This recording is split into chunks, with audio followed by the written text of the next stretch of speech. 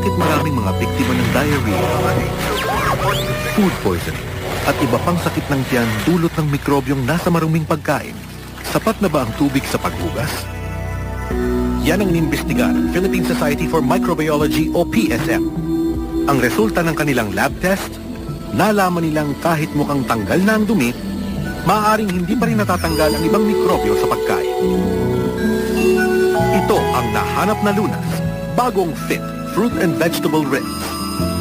Pag hinugasan ulit natin ito sa Fit, kitang-kita natin na tinatanggal ng Fit ang duming hindi kaya ng tubig lang. Tinatanggal din ng Fit ang higit sa 99% ng germs sa pagkain, kaya accepted ito ng PSM.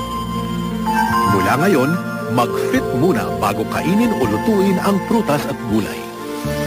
Para mas ligtas ang pamilya laban sa sakit. Fit, mabuti na ang sigurado. P&G.